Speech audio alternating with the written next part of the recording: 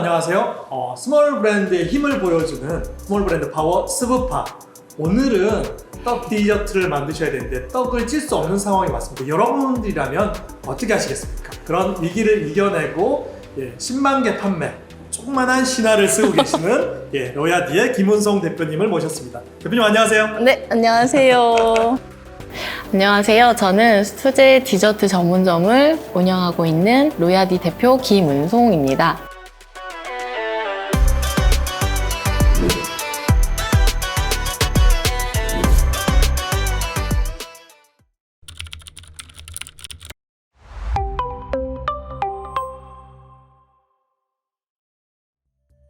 제가 얘기 들어보니까 약간 이제 우리 브랜드를 로야디라는 브랜드를 리브랜딩 해야겠다라는 생각을 고민하고 계신 것 같아요. 네. 잘해오고 계신데 왜 그런 생각이 드셨을까요? 6년째 하고 있는 이 순간에도 내가 진짜 과연 이 로야디라는 브랜드를 위해서 정말 온 마음을 다해서 몰입을 했냐.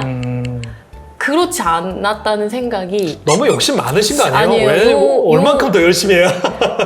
근데 또 정말 뚜렷한 정말 다른 트렌드를 좀 또 따라갈 부분도 있고 뭔가 트렌드를 봐야 되는 이런 것도 있지만 정말 변하지 않는 자기만이 딱 지키고자 하는 그 방향성이 있었어야 되거든요. 네. 근데 그게 없었더라고요. 사실은 저는 이제 브랜드를 만드시는 분들의 얘기를 할 때 너무 제품과 서비스 혹은 입지나 이런 것들만 고민하지 마시라 그 일을 시작하시게 된 이유에 대해서 많이 여쭤보거든요. 그래서 궁금한 게 대표님 지금 한 5년 정도 6년 정도 해오셨단 말이죠. 네. 내가 디저트를 시작한 이유는 무엇이었나요? 떡을 가지고 디저트를 내놓고 있는 상황에서 스팀으로 찌는 이 떡을 찔 수 없는 상황이 오게 됐어요. 그래서 떡을 찔 수 없는 상황에서 매장은 계속 운영을 해야 되기 때문에 어떤 디저트를 내놓으면 좋을까 고민하던 찰나에 쌀가루를 가지고 베이킹을 해보자 라는 생각으로 출시를 한 게 계기입니다. 떡 디저트를 만드는 집에서 떡을 더 찔 수 없다. 이거는 그냥 빵집에서 오븐을 빼라는 얘기랑 똑같은데 어떻게 이 문제를 해결하셨을지가 정말 궁금하거든요.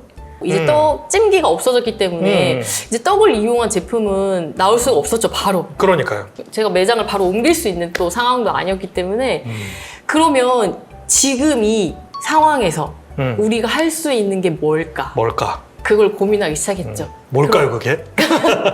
그러면 떡을 찔 수 있는 찜기만 없어진 거잖아요. 그렇죠. 그런데 쌀을 불려서 빻는 기계는 있었어요. 쌀가루를 만들 수 있는 방안은 남아 있었기 때문에 그럼 이 쌀가루는 제가 가지고 있는 거잖아요. 그럼 이 쌀가루로 뭘 해볼까? 그러면 만들 수 있을 때 쌀가루로 그러면 우리가 오븐을 사서 쌀 베이킹을 해보자. 찌지 않고 찜기로 찌지 않고 구워보자. 오븐으로 구워보자. 야, 뭔가 약간 코페르니쿠스적인 발상의 전환인데? 근데 그 오븐으로 구워보자 하기 전에 이 상황에 조금 모든 걸 좀 포기하고 싶은 마음이 그 부분까지 들었을 때 이제 남편이 찾아보니까 자기가 본인이 유튜브를 찾아보니까 베이킹에서 가장 기초가 브라운이었다. 그래서 자기가 브라우니를 만들더라고요. 직접? 네. 왜냐면 봐라, 나도 할 수 있다.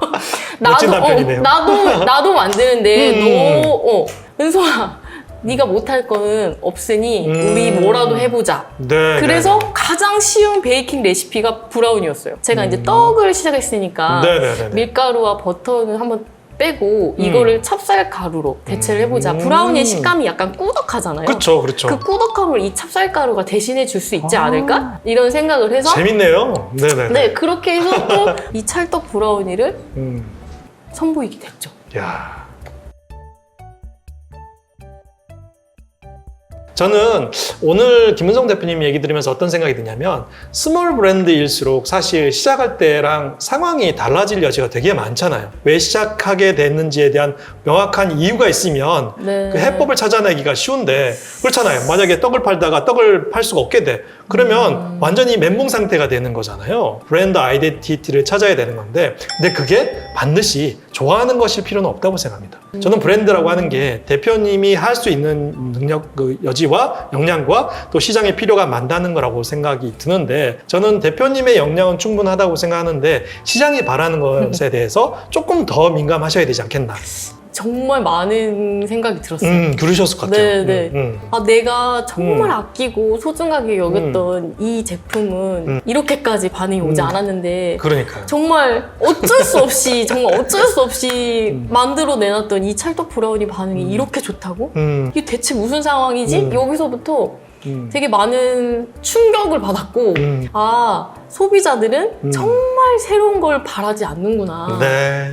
나는 정말 뭐 세상에 없던 거를 만들어내고 싶었는데 내 욕심이고 내 만족이었고 고객들이 진정 원하는 게 과연 이걸까? 라는 질문을 던지게끔 해준 제품이었어요. 저는 아까 말씀드렸던 Y 있잖아요. 그러니까 내가 이 일을 시작하게 된 뭐 미션, 철학 이런 어려운 얘기를 안 하셔도 좋아요. 근데 내가 왜 이거를 만들었는지라는 질문도 좋겠지만, 또 대표님이 아까 맞닥뜨리셨던 것처럼 왜 사람들은 내가 만든 것보다 이렇게 우리 남편이 뚝딱뚝딱 만든 거를 왜 좋아하지라는 질문이 들어오신 거잖아요. 네. 그게 저는 브랜딩이라고 생각합니다. 그에 따라서 이렇게 어떻게 방향선회를 하신 거고, 그래서 히트 제품을 만드신 건데, 고객과 시장을 안다는 게 생각보다 어렵지 않나요, 대표님? 어려워요. 근데 제가 5, 6년을 또 운영하면서 너무 늦게 알아서 좀 후회스럽긴 했지만 그 고객과 시장을 안다는 게 네. 정말 뭐 매체를 통해서 아니면 공부를 해서 꼭 알아야 되는 건 맞습니다. 아니고 뭐든 해봐야 되는데 맞습니다. 뭐든 해봐야 되는데 제가 그걸 안 했더라고요. 정말 내가 지금 주어진 환경에서 제가 그래도 매장을 가지고 있잖아요. 그래도 꾸준히 와주시는 단골 고객분들도 계시고 하는데 그분들한테 뭐 시식을 할 수도 있고 새로운 제품이 나왔으면 시식을 할 수도 있고 입간판에 뭐 오늘은 뭐 나왔습니다. 작은 거지만 진짜 해보면 뭔가가 오거든요. 맞습니다. 피드백이 오는데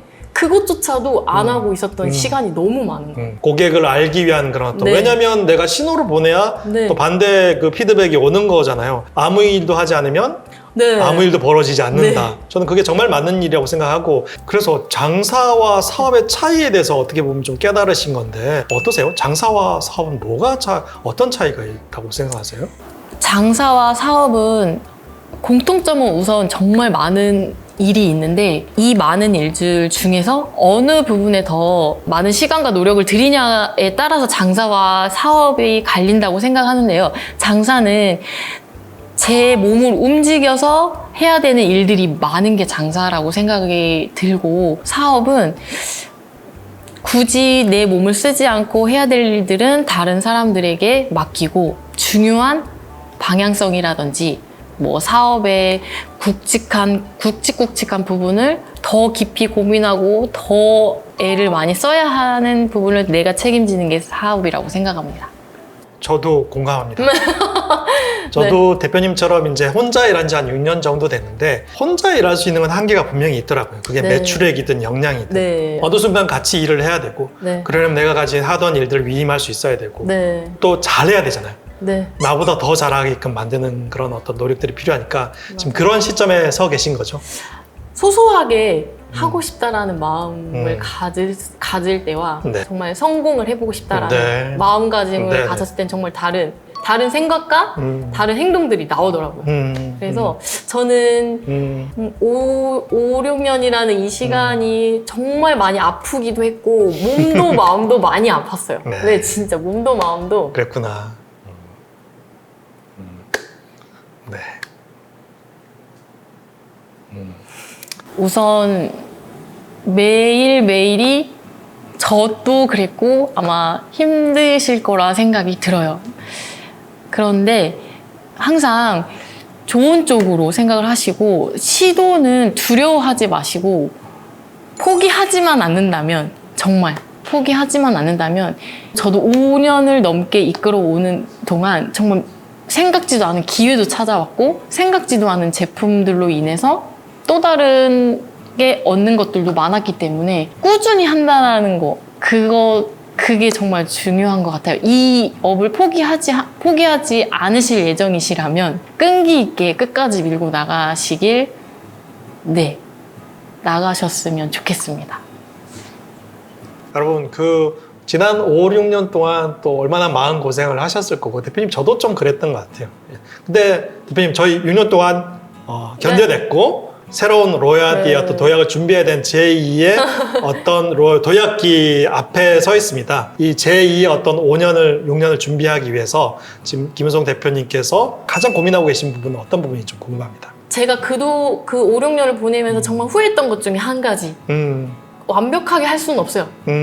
뭐든 시도해보는 게 제일 중요해요. 뭐든 시도해봐야 된다. 이게 될지 안 될지 고민도 하지 않으셨으면 좋겠고 네. 일단 해봐라. 너무 익숙한 말이지만 그 익숙한 말들이 제일 하기 어렵더라고요. 맞습니다. 그래서 뭐든 궁금하면 그냥 뭐든 해보는 게 맞고 네. 거기에서 답을 얻게 되더라고요. 네. 일단 생각이 나고 궁금하고 질문들이 나왔으면 그냥 일단 해보고 네. 해봐라. 그러면 그게 다 내 경험이 되고 내 자산이 되더라. 그래서 지금은 뭐든 해볼 생각입니다. 네, 고민도 열심히 해볼 거고 또 매장을 아직은 운영을 하고 있기 때문에 네, 고객들과 소통도 열심히 해볼 거고 또 신제품도 열심히 내볼 네. 거고 제가 할 수 있는 거는 뭐든 다 해보려고 하는 게 지금 가장 큰 고민이에요. 네. 네네. 오늘 대표님 만나면서 여러 가지 생각이 드는데요. 우리가 사실 뭐든지 해보라는 말은 아무나 할 수 있습니다. 근데 정작 그 어려움의 시간을 견뎌보고 경험해 보신 분들은 아마 다를 거라고 생각합니다. 왜냐하면 그때는 뭐든 해볼 힘도 사실 안 날 때가 훨씬 더 많거든요.